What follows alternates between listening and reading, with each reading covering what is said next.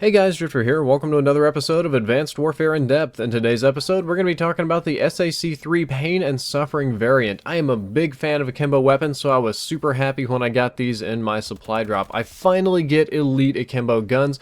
Unfortunately, Pain and Suffering more or less describes my experience with these because I do not feel that this particular variant of this guns, plural, I'm not sure which I should be saying, is not very good, and I wouldn't recommend it outside of a few unusual situations. So let's talk about the stats on this weapon. First of all, it has a massive damage decrease, and this is across the board. Pretty much anytime this is at the beginning of the in-depth episode, you're nowhere, you know you're on a downward spiral here, but let's take a look at it. The normal damage on an SAC3 is 25 up close, 20 at medium range, and decreases to 18 at a distance.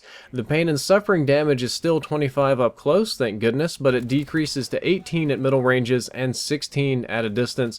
So we've got a decrease in damage in every single range except for close range. Let's take a look at how that translates to shots to kill. The normal one is 4, 5, or 6 shots to kill depending on your range, which is a very normal thing for submachine guns. That's pretty much the standard submachine gun thing for Call of Duty. The pain and suffering, unfortunately, is 4, 6, or 7 shots to kill depending on your range, so it jumps straight from 4 to 6. It's going to have a bad feel there and can take up to 7, which is close to the most amount of shots required by weapons in Call of Duty games. That was right up there with the old AMR9, which was not very fun to use. So not a big fan of this off the bat, but hey, maybe it's got something else cool going on. Maybe it's got some redeeming features. Maybe it's got some extra range or rate of fire or something. Unfortunately, it has less range. You have 15% less maximum range. That's a little bit different. Usually it's not your maximum damage range, but just your maximum range in general. So what that means is you're going to have a closer 7-shot kill range. This moves the damage curve so that you drop from 6 shots to kill to 7 shots to kill very, very quickly, and the gun's gonna kind of feel like a pea shooter at this range. You're gonna feel like you're expending way more ammo than you should to kill people, and maybe not quite understand why you aren't dropping them the way you thought you were.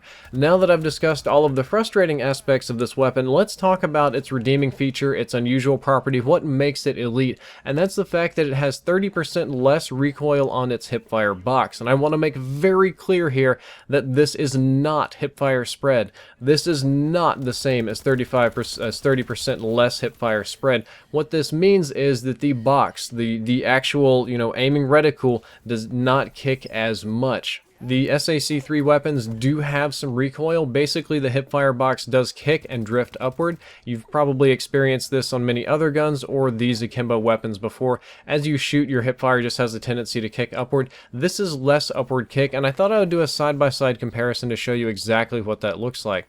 So these are the normal SAC3s, and I'm here on Sideshow. I'm just going to fire them, and you can see they have a tendency to kick up, and I could be shooting over heads. These are the pain and suffering without me correcting them. I'm not doing anything. They basically just don't kick up, which allows me to aim them better. I don't have to compensate my aim at all. I don't have to worry about the box drifting, kicking, wobbling, anything like that. I can more or less aim perfectly without any sort of restraints, which is very nice. It allows me to be very accurate with them, and that's what makes it elite. You trade your damage for recoil. You get rid of a lot of damage, well, you also get rid of a lot of recoil. Unfortunately for me, I preferred the damage. I preferred fighting the recoil on my own and just kind of taking that as, okay, yeah, the gun kicks, I have to earn my long-range kills instead of just holding down the trigger and being patient. I'm really not a big fan of the holding down the trigger and being patient game. And I don't think that this is a very good elite variant. The damage is too low for all but point-blank ranges, and when you're aiming point-blank, it doesn't really matter how much akimbo weapons kick because they're super easy to aim, and if you just point them in the general direction, they're going to kill people.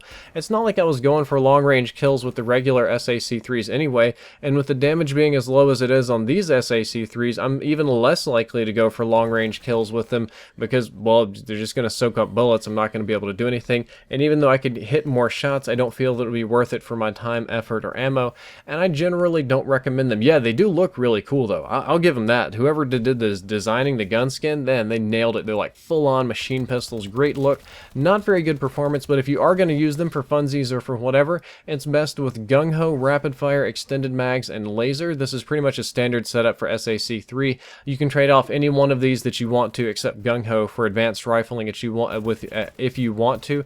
I just didn't feel like advanced rifling helped on these because, well, they've got bad range anyway, and we're not overcoming that one anytime soon. Guys, that's all for this episode of In Depth. I hope that you enjoyed it, and I hope that you learned something useful. If you did, don't forget to like, favorite, and subscribe. You can check out the previous episode, which is on the Amelie whale horn, and the next episode, which is on the ASM-1 competence, going back to those lovely, lovely ASM-1 variants, and I'll see you in the next episode. Drifter out.